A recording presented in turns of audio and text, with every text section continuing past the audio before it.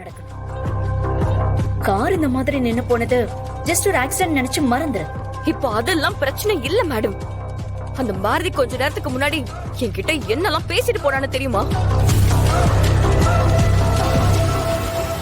என்ன சொன்னா?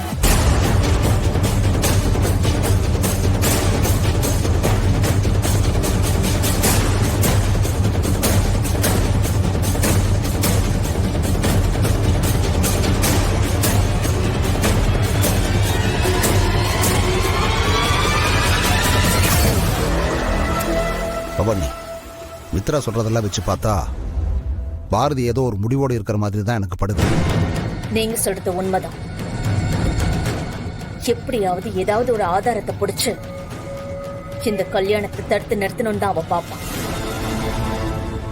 ஆனா அந்த மாதிரி எதுவும் நடக்காம நாம தான் பாத்துக்கணும். நீங்க சொல்றது கரெக்ட் தான் மேடம்.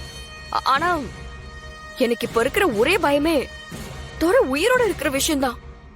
அந்த விஷயம் மட்டும் எந்த காரணத்தை கொண்டும் பாரதிக்கு தெரிஞ்சிடவே கூடாதுங்கிறது மட்டும்தான்.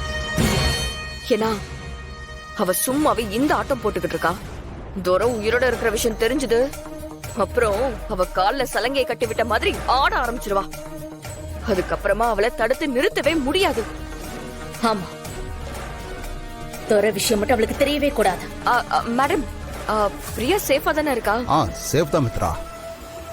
நம்ம ஆளுங்க அவளை ஒரு குடோன்ல அடைச்சு வச்சிருக்காங்க. அவ அங்க இருக்கிற விஷயம் நம்மளை தவிர வேற யாருக்கும் தெரியாது. அவளை மட்டும் கொஞ்சம் பத்திரமா பாத்துக்க சொல்லுங்க. ஆனா அது எல்லாத்துக்கும் முன்னாடி பாரதி இந்த மண்டபத்தை விட்டு எல்லாரும் சேர்ந்து அடிச்சு துரத்துற மாதிரி ஏதாவது ஒரு விஷயம் நம்ம பண்ணியே ஆகணும். அதுக்கு என்கிட்ட ஒரு வழி இருக்கு. அதை கரெக்டா எக்ஸிக்யூட் பண்ணிட்டோம், நம்ம நினைச்ச மாதிரி கண்டிப்பா நடக்கும். பண்றேன்.